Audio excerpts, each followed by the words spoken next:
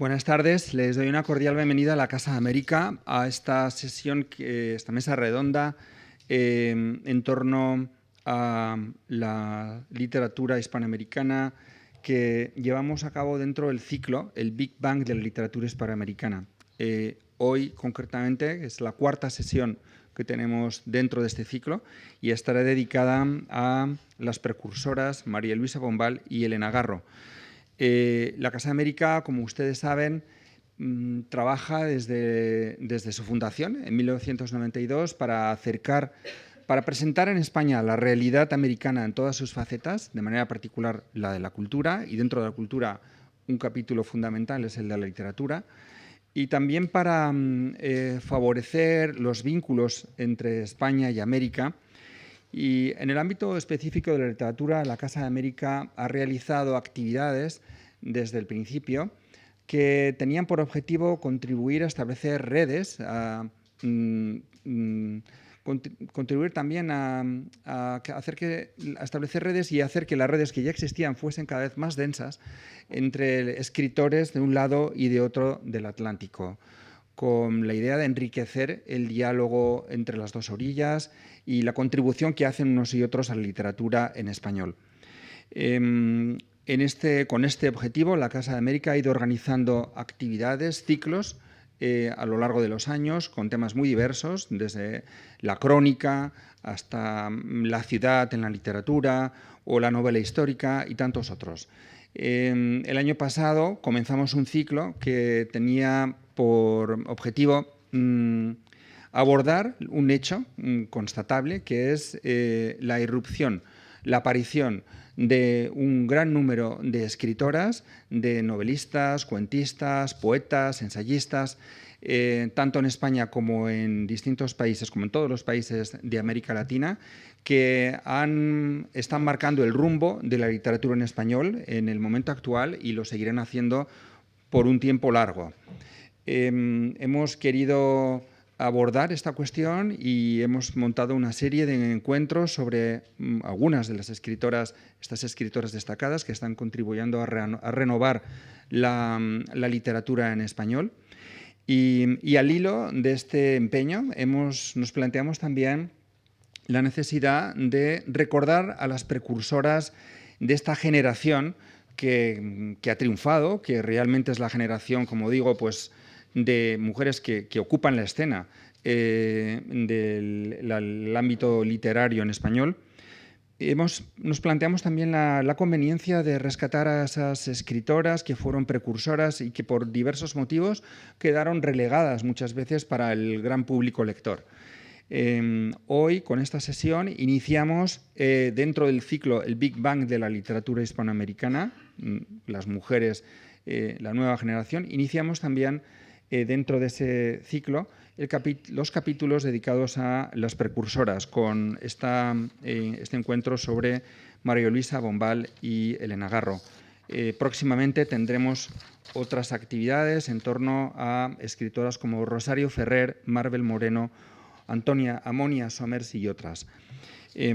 Hoy, esta tarde, para hablar sobre María Luisa Bombal y Elena Garro, tenemos la fortuna de contar con Eduardo Becerra, profesor de la Universidad Autónoma del Departamento de Literatura Hispanoamericana, y a Selena Millares, profesora del mismo departamento de la Universidad Autónoma de Madrid, y como moderadora a Valeria Correa, que es escritora argentina. Sin más, les agradezco mucho que hayan aceptado la invitación de la Casa de América para venir esta tarde a hablar sobre estas dos importantes escritoras, y les agradezco mucho a ustedes también su presencia aquí esta tarde. Buenas tardes.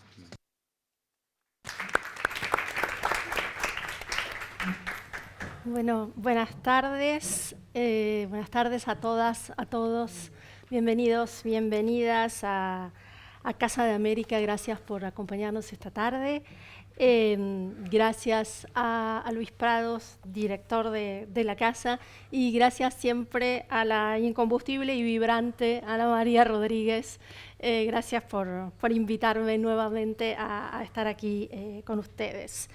Es para mí un placer, un lujo, estar con Eduardo Becerra, que ya nos conocemos de otras oportunidades, y con Selena Millares, ambos ponentes estupendos para hablar de la obra de estas dos grandes escritoras.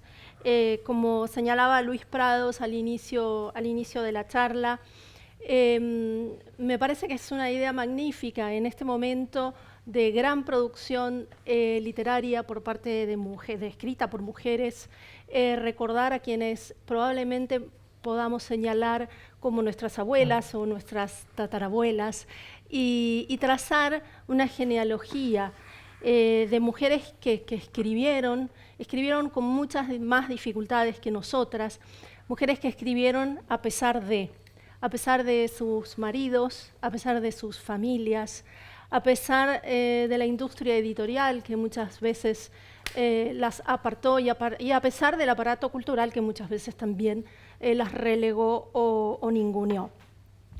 Yo quiero, dar la bienvenida también a estos dos estupendos ponentes, y arrancar directamente la charla un poco pensando de cara a ustedes, y que pueden a lo mejor conocer la obra, pero a veces no tanto la biografía de estas autoras, ¿no? Que han tenido las dos una biografía súper accidentada, nutrida de pasiones amorosas y desamores, y ambas también comparten otra cosa en común, que es que se vieron obligadas por distintas circunstancias a abandonar sus países de origen. La chilena María Luisa Bombal vivió en Francia, en Argentina y en Estados Unidos, y Elena Garro, además de acompañar a los destinos diplomáticos que le tocó a su esposo Octavio Paz, se vio obligada por circunstancias políticas a emigrar a Estados Unidos. Entonces me gustaría pedirles a Eduardo y a Selena que hicieran una breve semblanza de la vida de estas autoras y que nos contaran cómo, en su opinión, estas vivencias y experiencias influyeron en la escritura de las autoras, en su visión del mundo y también en la recepción de su obra. Empiezas cronológicamente. Bueno, vale, pues empiezo.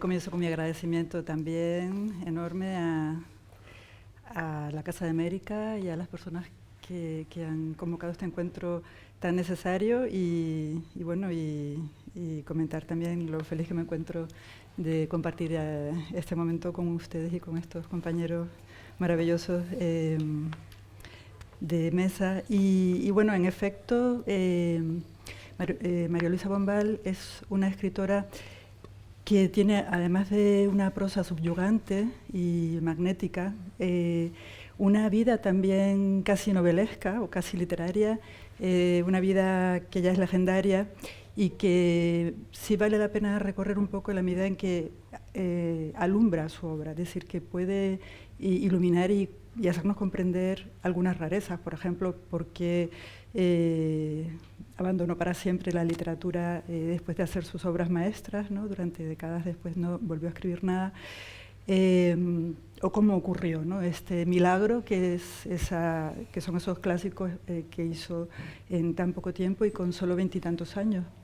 Así que esa vida se puede resumir en 6 escenas, para tampoco abundar demasiado. La primera escena es María Luisa Bombal en su Chile natal, pues hija de una familia acomodada, donde tuvo una educación exquisita y que veraneaba en el sur de Chile. Entonces, esos paisajes chilenos, ese mundo de la selva, de las aguas, de la fertilidad, este mundo es el de la bruma de toda su obra, ¿no? No es un mundo escandinavo, ni, como se ha dicho, ni otros lugares, sino ese es su imaginario, ¿no? Y además que en ese sur, en los veranos, conoce a Neruda, y esto veremos que va a ser muy importante después. Esa es la primera escena.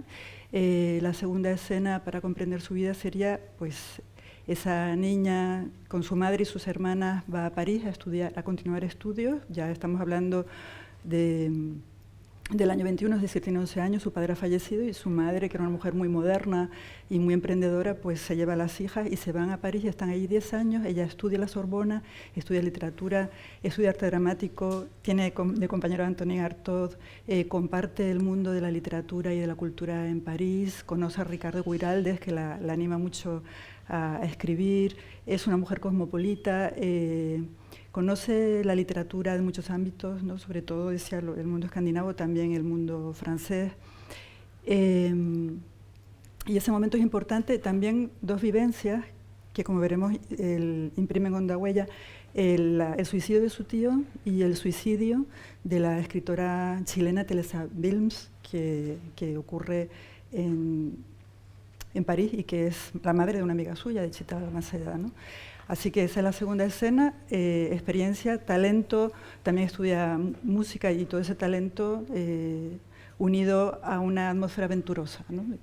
Pues hace florecer algo. Ella todavía no tiene su camino trazado. La tercera escena, para comprender su biografía, tiene que ver con su regreso.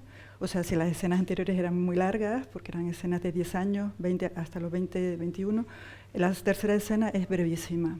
Ella regresa a Chile con su familia, está 2 años, ¿qué ocurre?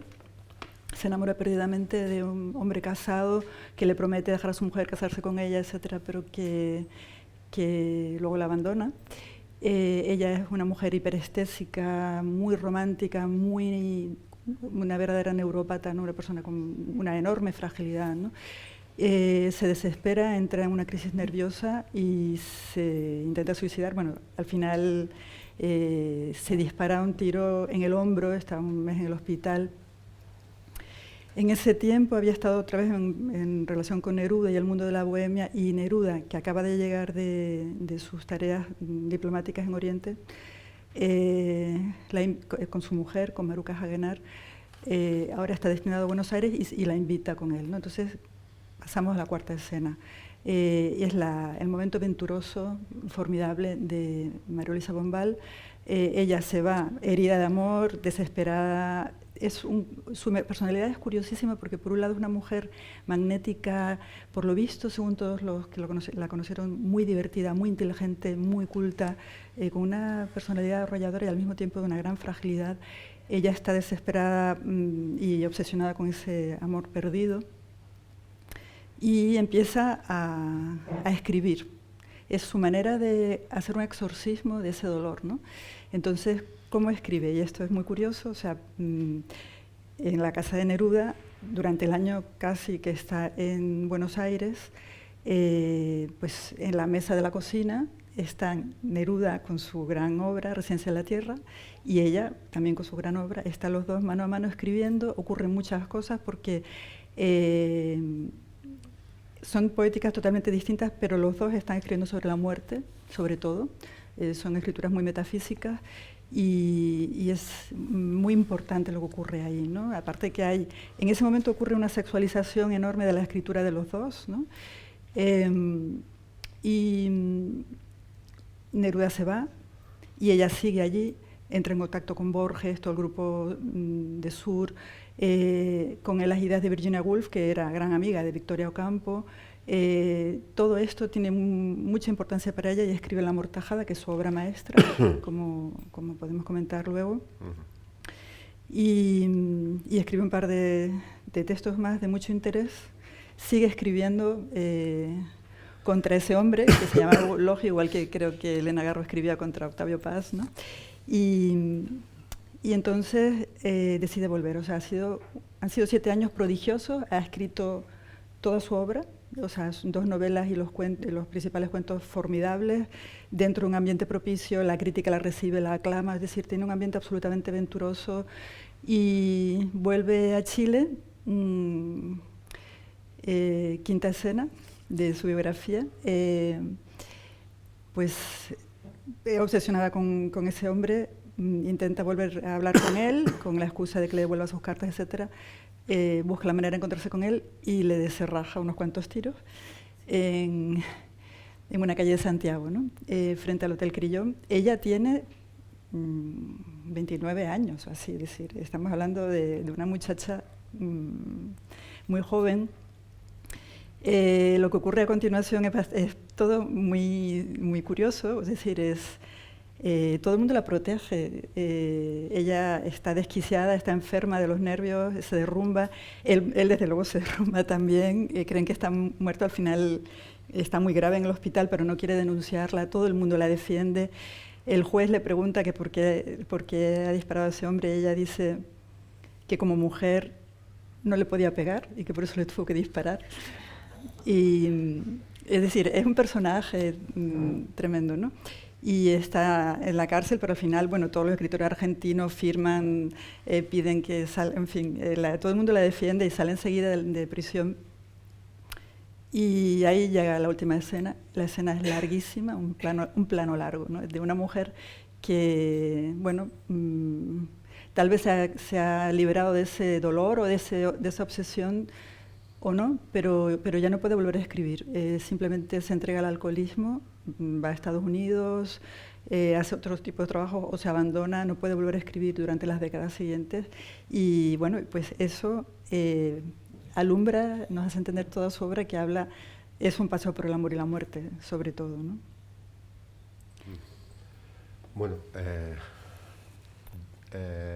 Bueno, yo creo que en el caso de Elena Garro la condición de viajera, ¿no? De desplazada, vamos a llamarlo así, quizás ofrece algunas diferencias porque el hecho de que se vaya de México tiene que ver con un momento muy puntual, una coyuntura muy específica que es muy representativa, luego podremos volver a hablar de ello, de la historia mexicana, que tiene que ver con los años 60, con el clima politizado de América Latina, y también algo muy relacionado con la actitud de Elena Garro en un acontecimiento fundamental que fue la revuelta estudiantil que derivaría en la matanza de la Plaza de las Tres Culturas y la actitud de Elena Garro, ¿no? En ese momento, si luego, como creo que hablaremos de la recepción de Elena Garro, quizás me interesa más ahí ahondar un poquito más en ello, pero cuando se produce esta situación, aparte de los conflictos que podía tener con Paz, con la intelectualidad mexicana, con la intelectualidad de izquierdas que venían también de muy atrás, porque ya había tenido los primeros conflictos en España cuando viaja con Paz, en el Congreso de Escritores Antifascistas, etcétera, etcétera, el Congreso por la Cultura, todo esto. O sea, que era una mujer ya con una personalidad muy fuerte, con una cultura también enciclopédica y deslumbrante. Pero en ese momento de los años 60, Elena Garro ya es una escritora cuya producción ya es muy significativa y, entre otras cosas, ya ha publicado hace unos años Los Recuerdos del Porvenir, ¿no? Esta que es indudablemente no su única gran novela, pero quizás la novela más ambiciosa, vamos a llamarlo así, ¿no? Y en ese sentido, su salida de México tuvo mucho de autoexilio, de no poder soportar con toda la razón un ambiente absolutamente asfixiante en la que se sintió acorralada, y a partir de aquí yo siempre tengo es más bien una sensación, no voy a dar datos muy concretos, ¿no? Yo prefiero remitirme, además son libros accesibles, creo que están en dominio público. Hay una biografía de Rafael Cabrera que debo olvidar que existí, que invito, si quieren saber más datos de la biografía, a que la lean, es muy interesante. Y sobre todo un documental que también está en YouTube, que se llama La Cuarta Casa, que es una conversación a cámara de Elena Garro con su hija detrás.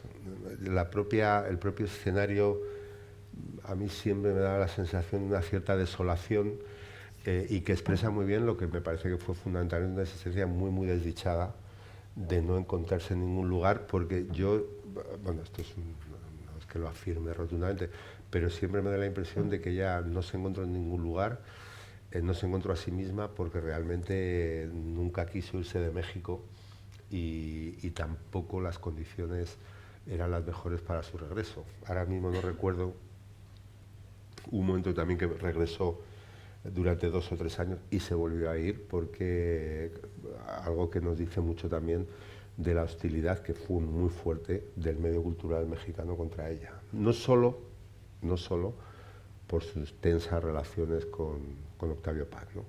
Entonces, en ese sentido, a mí siempre me ha parecido también un ejemplo más bien de una obra que, aunque estuviera fuera, siempre miró mucho al propio mundo mexicano como un mundo, bueno, como su tierra natal, y que la había desplazado y que ella nunca logró encontrarse en ningún otro lado.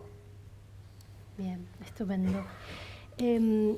Nos centramos un poquito a hablar quizás de las dos obras más conocidas de estas autoras, que son La Amortajada en el caso de Bombal y Los Recuerdos del Porvenir en Garro. Y hay un punto en común que tienen, que es maravilloso, que las dos han elegido un narrador completamente extraño, no es un narrador común para contar la historia, ¿no? En el caso de la novela de Garro, hay una primera persona del singular, pero que es la voz de Ixtepec, que es el pueblo donde transcurre la novela, y esa voz a veces se desplaza a la primera del plural, ¿no? Como si todo el pueblo fuera el que recordara a cada uno de sus habitantes, quiero decir, con todo el pueblo. En el caso de La Amortajada también hay un narrador doble, el típico narrador omnisciente, y luego una narradora singular que es la muerta, la propia Amortajada, que es una voz intensa, un monólogo interior, fluido, desbordante, lírico. Es tan singular también esta voz que el propio Borges se dice que cuando María Luisa le contó la idea del proyecto de escritura que tenía, Borges le dijo: es impracticable, escribir eso es impracticable. Y luego, cuando leyó la novela, le pidió disculpas, ¿no? Dijo: no me imaginaba que esto podía hacerse ahí. Entonces, a partir de estos singularísimos narradores que ellas han elegido, me gustaría que comenten un poco cuáles son las influencias literarias que ustedes ven en estos narradores, y qué razones creen que han llevado a estas autoras a optar por esos puntos de vista tan singulares a la hora de contar las historias. Bueno, más que desviándome un pelín a un aspecto más concreto de tu pregunta, más que las influencias que podríamos rastrearlas, a mí hay un aspecto que me parece muy interesante en este juego de una especie como de narrador colectivo, y que es, me parece que es un rasgo, eso me interesa mucho, me parece que es un rasgo muy de época, de algunas obras muy representativas de ese momento de la narrativa mexicana, incluso podríamos decir también que latinoamericana, ¿no? No es tanto, no hablaría tanto de un narrador omnisciente como una especie de narrador totalizador, como un narrador que quiere contar. Luego creo que también vamos a hablar del tiempo y de la temporalidad, pero bueno, ya desde el título, ¿no? Los Recuerdos del Porvenir, yo siempre digo a mis alumnos, comparar el título de Elena Garro con El Principio de Cien años de soledad de García Márquez, donde en dos frases está también el presente, el pasado y el futuro, ¿no? Entonces me parece que es muy representativo, por eso es muy llamativo también, digamos, el desplazamiento, el arrinconamiento de una novela como la de Elena Garro cuando se publica, porque está muy en la línea de algunos aspectos de esa gran novela latinoamericana, a la que fue reconocida en sus autores masculinos, no tanto una narradora como ella. Entonces, en ese sentido, me parece que hay esta idea, o sea, que podemos vincularlo con esta idea de la novela total que decía Vargas Llosa, esta estructura cerrada y autosuficiente de Cien años de soledad. No hay que olvidar que Los Recuerdos del Porvenir es una novela también circular, ¿no? Empieza, acaba donde empieza, una novela de alguna manera que construye una estructura autosuficiente. Y en ese sentido, como alguna vez se catalogó la novela de esa época, a mí no me gusta nada hablar de la novela del boom, pero bueno, para entendernos, esa novela de los 60, 50-60, me parece que ahí esa ambición totalizadora empieza a tiene un señalamiento ya inmediato en la novela de Elena Garro en la voz narrativa. Esa voz narrativa es una voz colectiva, donde habla el pueblo, sí, a veces primera persona, pero es siempre el conjunto del pueblo. Y en ese sentido, me parece que esta novela tiene mucho de reflexión y así sea, vamos, no lo digo yo, lo han dicho muchos críticos y críticas, es toda una reflexión sobre la identidad nacional mexicana, ¿no? Como sobre proyectos de país que en ese momento se estaban debatiendo y que me parece que hay una tensión sobre, digamos, rastros ancestrales de la identidad mexicana y un proceso modernizador que está ocurriendo en esos momentos en la sociedad mexicana de la mitad de siglo, ¿no? Por ejemplo, La región más transparente de Carlos Fuentes es el relato de esas tensiones en el ámbito de Ciudad de México. Estamos hablando de una época donde tiene una grandísima influencia un libro como El laberinto de la soledad de Octavio Paz, al que luego habrá que volver en relación con la novela de Los recuerdos del porvenir, porque también es un diálogo con ese libro, o La muerte de Artemio Cruz, donde hay toda una serie, una voz múltiple del yo, tú y él, que también es una estrategia totalizadora y que evidentemente que tiene mucho que ver con esa reflexión sobre la identidad nacional, que en ese momento era absolutamente fundamental, también, en buena medida en la literatura mexicana, pero también en el conjunto de la literatura, de la narrativa latinoamericana en general. Y hay una cosa que a mí me gusta mucho, no lo tengo muy estudiado, pero que me parece que es una reflexión también interesante y también se ha mencionado, ¿no? Esta voz colectiva tiene mucho de coro trágico. Y esto sabe más Selena que yo, pero Elena Garro también tiene una obra dramática, claro, y un interés por la dramaturgia y por la tragedia griega muy importante. Y en ese sentido me parece que hay una elaboración literaria, una relectura de la tradición trágica, bueno, de la tragedia griega, plasmada en esta voz colectiva, como una especie de coro trágico, porque realmente es una historia trágica en muchos aspectos, y creo que eso también es muy importante tenerlo en cuenta, junto con toda una serie de estrategias que inciden mucho, pero esto ya sería muy largo de especificar. Es una novela muy teatral, Los recuerdos del porvenir. Son como escenas que transcurren en el pueblo donde hay gente que parece, o sea, escenas cotidianas donde parece que hay gente que actúa y la otra parte del pueblo la está contemplando, ¿no? Hay todo un juego teatral, una teatralidad muy importante. De hecho, la primera parte de la novela termina con una producción teatral. En efecto, sí, ¿no? Entonces eso me parece muy importante y creo que también tiene que ver con eso, serían como esos dos aspectos. Sí, sí. Sí, pues La Amortajada, que tú me preguntas por La Amortajada y su narrador, no tiene un narrador colectivo como lo que ha comentado Eduardo en relación con Garro, pero sí que es un personaje universal. Quiero decir, el personaje que habla es una representación de una mujer que no es un individuo, sino más bien es un personaje que tiene algo de Eurídice, algo de Eva, tiene algo de mujer mítica en muchos sentidos, y en cualquier caso lo que hace Bombal es un salto mortal sin red, porque lo que hace no se ha hecho antes, y es decir, que hay, como tú bien has dicho, Borges le dijo no lo hagas porque no va a funcionar, es imposible, es decir, es imposible que pongas en un relato una parte de vivos y una muerta hablando y los vivos actuando, ¿no? Y ella, que ya antes, cuando había trabajado con Neruda, ella siempre recordaba que Neruda le dijo que jamás se dejara influenciar por nadie ni por él mismo, ¿no? Porque lo había intentado y no lo había dejado. Pues ella se empeñó en que sí se podía. Referentes, o sea, yo nunca, no me gusta hablar mucho de influencias porque parece que es un concepto un poco jerárquico que habla de alguien que está por encima de alguien. Me gusta hablar de familias literarias, de genealogías, ¿no? de ríos, ¿no? Y entonces en los referentes de Garro, para llegar hasta ahí, claro, pensemos ese momento sagrado de la vanguardia, el ambiente venturoso que ella vivió y todo lo que hay antes. Hay una confluencia de un lado de las poéticas del simbolismo que ella ama, es decir, su verdadera escuela es el simbolismo. Ella dice que su principal lectura era Knut Hamsun, ¿no? Este premio Nobel con todos sus ambientes de bruma, de psicología, etc. Ese mundo de misterio y un mundo fantástico es su mundo preferido, ¿no? También lo es de otros autores. Y en esa esfera está Rilke, está Maeterlinck, hay mucha gente, ¿no? Entonces ese es el espacio en que ella está cómoda.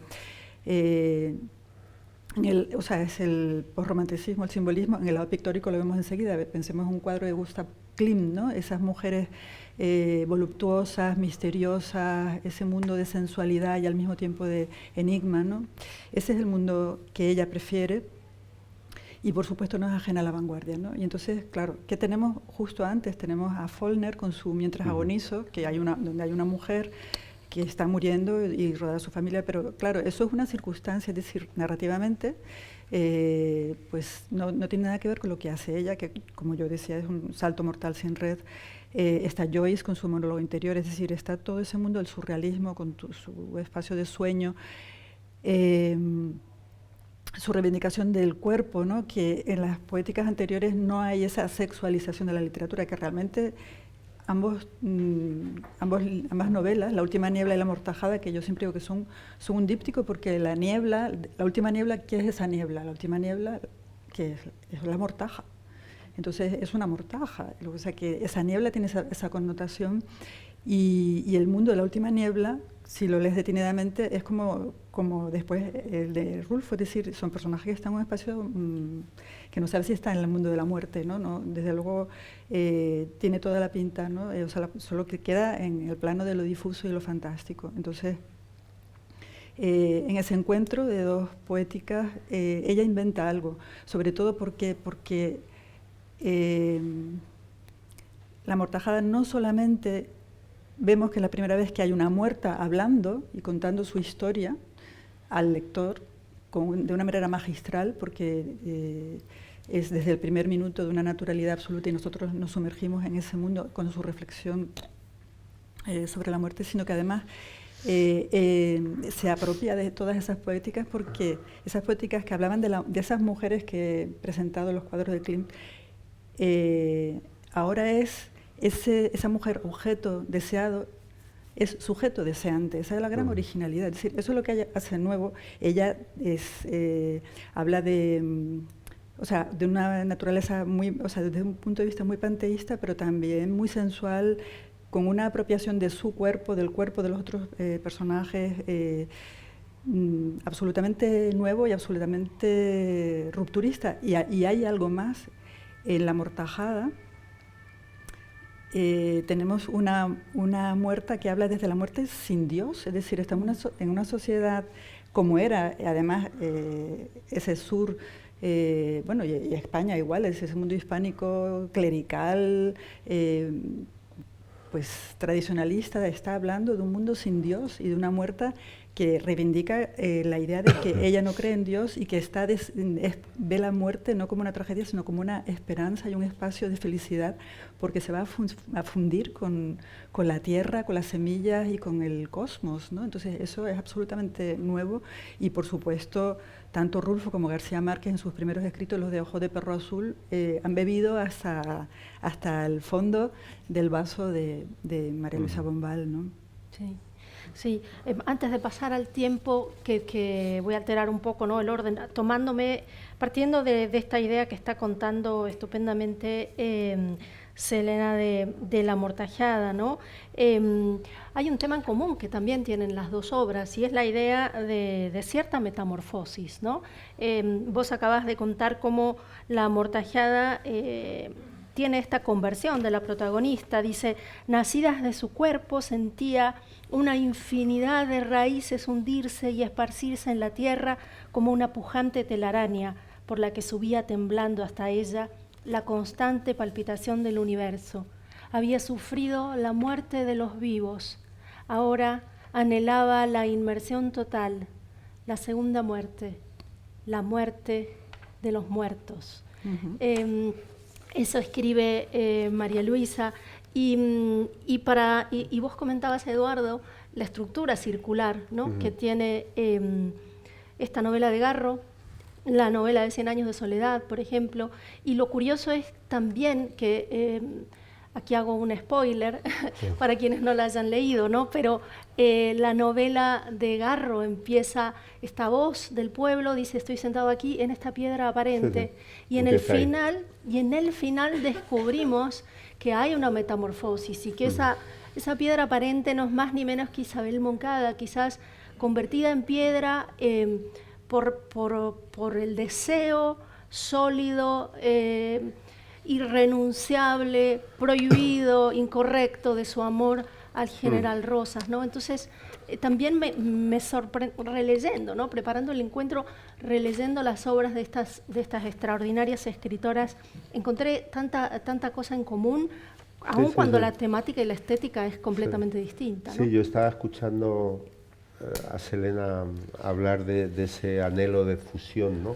con la tierra, que yo creo que es un poco ese anhelo mítico, ¿no? Que está en tantas obras literarias de un tiempo trascendente que trasciende la historia, ¿no? Y el cambio, de alguna manera, es metamorfosearse en piedras para no metamorfosearse más, ¿no? Que adquirir el tiempo natural de la fijeza, y me parece que ahí tiene mucho que ver con el tiempo, que es algo absolutamente fundamental, ¿no? En efecto, el pueblo habla desde la piedra, sobre la piedra en la que luego se convertirá, el spoiler es un poco irremediable, Isabel, y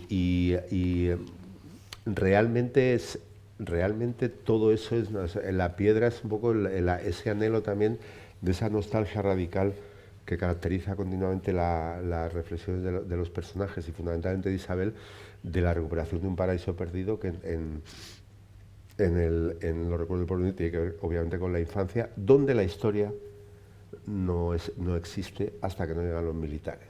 Luego podremos hablar, porque eso también es muy interesante, cuál es el paraíso. Por eso es muy importante, porque está muy arraigado a la historia de México. ¿Qué época es el paraíso perdido para Elena Guerro y los personajes, ¿no? Que están muy focalizadas en determinado momento histórico, ¿no? Pero yo creo que esa metamorfosis es, digamos, la culminación de todo ese anhelo de volver a ese paraíso original que era la infancia, donde la historia todavía no había llegado. La historia la traen los militares, ¿no? Ese relato, bueno, esa tensión entre, bueno, eso es lo que empieza cuando le expulsan del paraíso, es la historia siempre, ¿no? Y ese relato lo hemos leído en la literatura occidental y seguro que en la universal miles de veces, ¿no? Y aquí está claramente muy, muy fijado, ¿no? Entonces, esto me parece que tiene, en efecto, con un imaginario radicalmente distinto, pero me parece que es exactamente lo mismo que estaba contando Selena en La Amortajada, ¿no? Claro. Esa fusión que es, bueno, la nostalgia, la insatisfacción, la derrota, el fracaso y el anhelo de lo perdido, ¿no? Claro. Para no desvincular del discurso, si quieres comentar un poquito el manejo del tiempo, ¿no? Porque en La Amortajada Garro hace una reflexión muy singular sobre el tiempo, ¿no? Hay personajes que experimentan, podríamos decir, que hablan de su tiempo subjetivo, ¿no? No, totalmente, sí. Y luego otros que viven, pero explícalo. No, bueno, es que es un... lo he mencionado antes, o sea, el protagonismo del tiempo está desde el título, o sea, están los recuerdos del porvenir. O sea, ahí, eso también, si se lo hubiera contado a Borges, le hubiera dicho, no escribas eso tampoco, claro. ¿Cómo se escribe eso, no? Los recuerdos del porvenir. Y entonces, desde ese momento,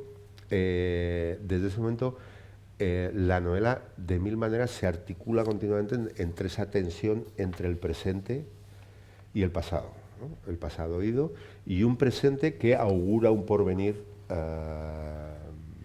nefasto, por decirlo así, ¿no? Entonces, en ese sentido, primero están, o sea, esto lo podemos ver, por supuesto, en la evocación obsesiva de Isabel, de su infancia, de sus juegos infantiles con los hermanos, a lo largo de toda la novela. Al principio de la novela, cuando están hablando de esos juegos infantiles, hay uno de los hermanos para los relojes, ¿no? O sea, que es un poco como ese deseo el espacio del juego, ¿no? Donde la historia no existe y uno se puede apartar de ese tiempo histórico por ese tiempo de plenitud gratuito, del derroche, del placer, del juego, etcétera, ¿no? El general Rosas es un hombre insatisfecho porque no puede conquistar el pasado ni de Julia ni de Isabel, ¿no? O sea, lo creo. Y para tantos personajes, y este personaje que viene, que se escapa luego Julia con él, también es un personaje que viene del pasado, ¿no? O sea, es una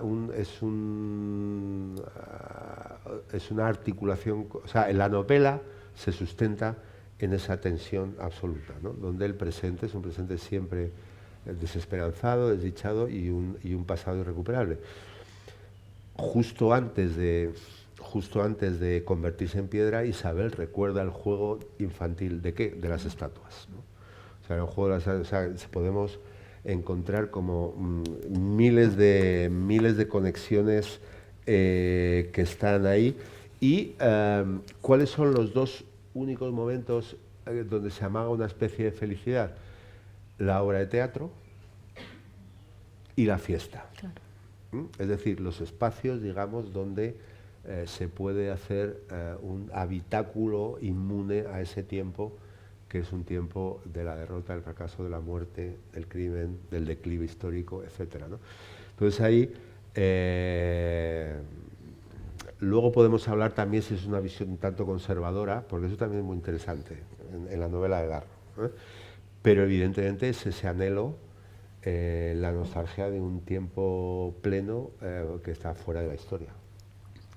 Que eso es un relato también muy característico de este momento de la narrativa latinoamericana de los años 40 o antes, de los años 30 con Bombal, etcétera, hasta los 70. Sí, sí. Pero vamos, o sea, la presencia desde el título es abrumadora, ¿no? Esta problemática, y se podían dar muchos más ejemplos. Sí. Decías antes que La última niebla funciona como una especie de díptico, ¿no? Con la amortajada, y ahí también hay un tratamiento muy singular del tiempo. Yo me había apuntado aquí una frase para citar. Bueno, obviamente es una ambigüedad de los tiempos narrativos que padece la protagonista, ¿no? Esta amante que busca un poco casi hasta oníricamente a su amor perdido, y dice la protagonista, el amor de la protagonista se transforma en su razón de ser, y cito, es su ayer, su hoy y su mañana, hasta el final de la novela, donde la niebla se presta a las cosas, un carácter de inmovilidad definitiva, ¿no? O sea, más allá de la obvia frustración que experimenta la protagonista, que se encuentra así en ese tiempo detenido, y de esto nuevo que iluminabas vos, ¿no? Al entender la última niebla como la amortajada, con ese díptico. No sé si quieres contarnos algo más de este tiempo confuso, bueno, y a la vez detenido en ese final. Bueno, sí, comentaría, bueno, también quería comentar un poquito, es que se me han ocurrido un par de cosas al hilo de lo que iba comentando Eduardo, que tú estabas incidiendo en todo lo clásico de las estatuas, del teatro griego, que la formación que tiene Elena Garro es absolutamente clasicista, ¿no? Y estaba pensando en la figura de Isabel, al final cuando se convierte en piedra, como hay esos mitos antiguos de la mujer de Lot, de Níobe, convertida en piedra, casi como un castigo, porque ella tiene la condena de amar a su enemigo, ¿no? Sí. Es decir, es como una condena histórica a un personaje que se vendió de alguna manera, ¿no? a los otros, a los enemigos de su pueblo, ¿no? Bueno, eso sería... Sí, y además tiene, cuando vos decías lo de Bombal previamente, que la amortajada de alguna manera, en un momento clerical y etcétera, de dominio de la fe y la iglesia por sobre casi el poder político, ella reniega de eso, ¿no? Y en el caso de Isabel la están conduciendo hasta una especie de santuario, y ella sale corriendo y se convierte en piedra. Entonces también entre las dos tienen una especie de pasión por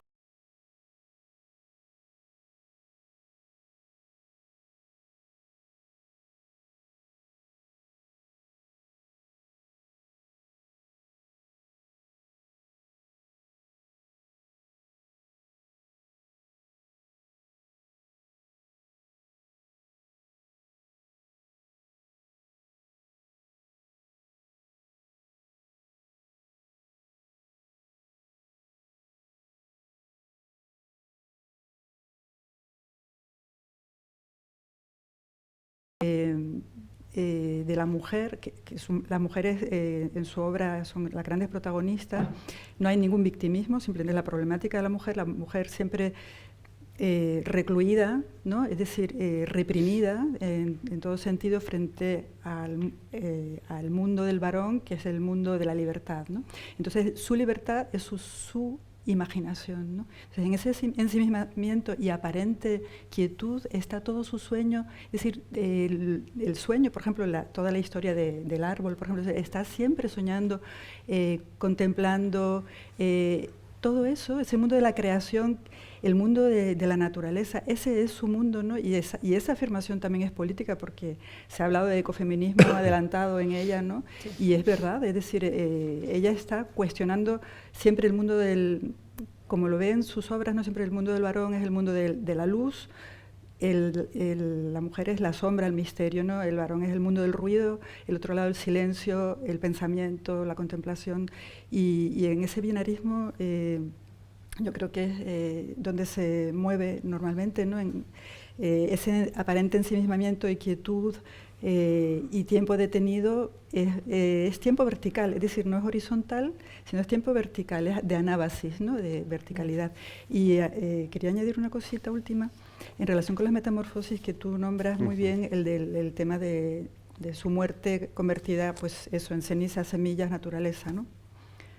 O en árbol, ¿no? Que el tema del árbol es muy importante también, pero hay un cuento que no se suele recordar, que es el de las Islas Nuevas, donde ella es una mujer atemporal, que también es un mundo que parece el mundo del transmundo, ¿no? El mundo sin tiempo, donde ella, que es pretendida o acosada por dos hombres, uno de ellos intenta violarla o hay un momento de abuso,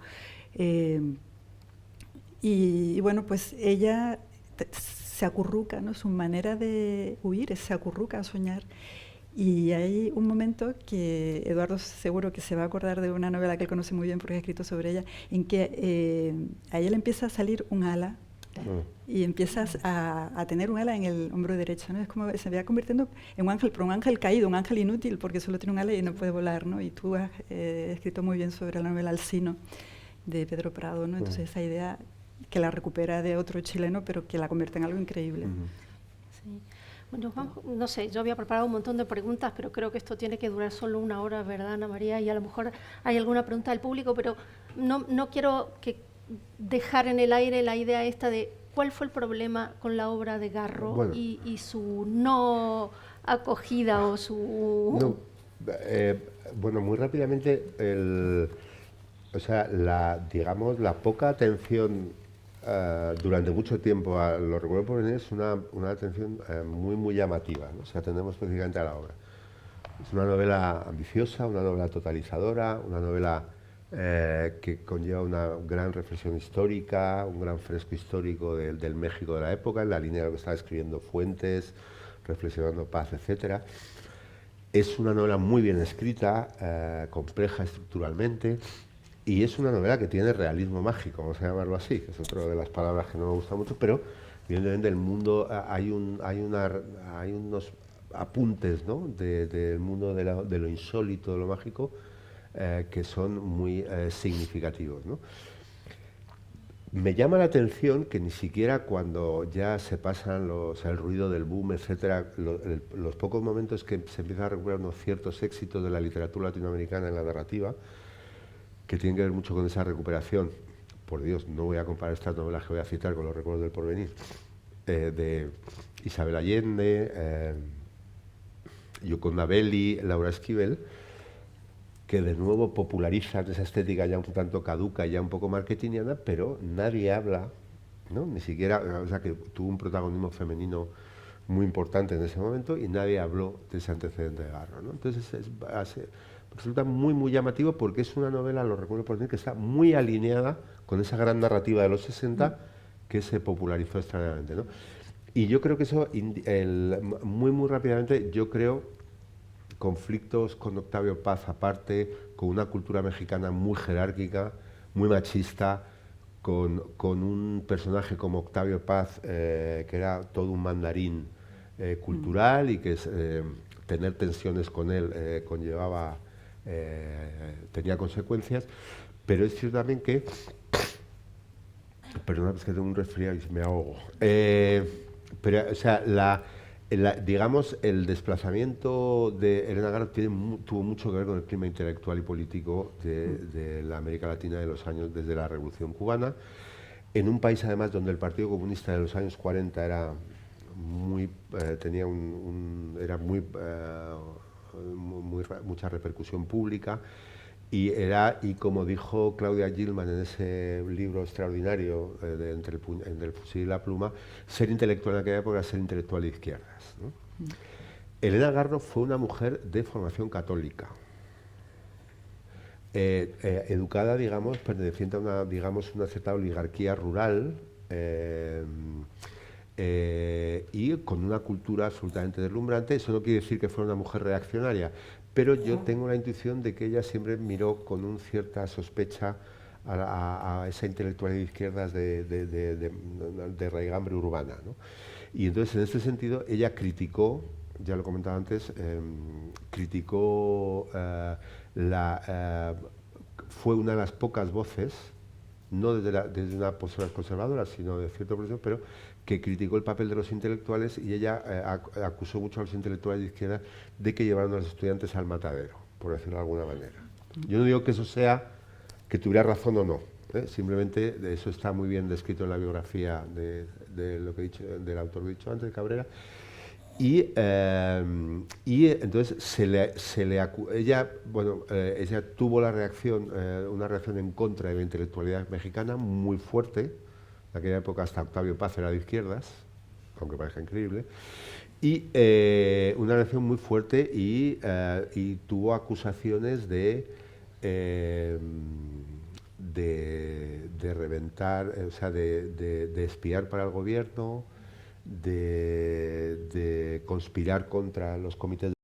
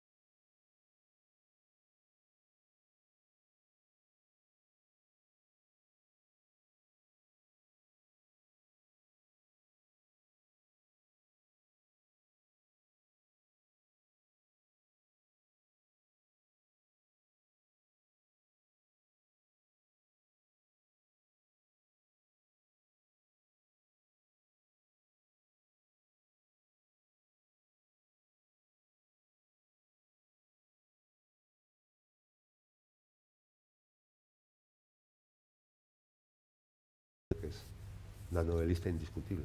Y no tuvo paz. Con eso y no tuvo paz en absoluto. No tuvo paz, no tuvo demasiada paz. Yo no sé si hay alguna preguntita como para cerrar el evento, y si no, lo dejamos aquí para que...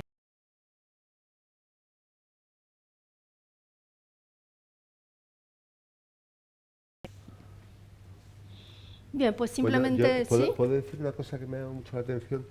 Que me ha llamado mucho la atención, que yo no sabía la influencia o la admiración por Nansun, se llama el escritor nuevo, de Bombal.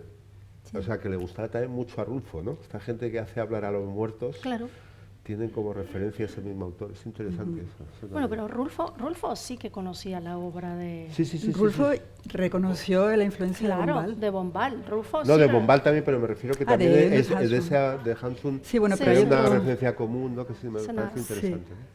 Una trilogía ahí. Sí. Bueno, Hansun. Sí. Hansun. Sí. El de hambre. El de hambre. Y Victoria también, que era una obra importante. Bueno, si no hay más preguntas, cerramos aquí. Invitamos, ¿no?, como siempre, a la relectura o a la lectura, si no conocen de estas magníficas autoras. Yo agradecer a Selena, a Eduardo y A renovar mi agradecimiento a la Muchas Casa de gracias, América Ana. y por supuesto a todas y todos por estar aquí.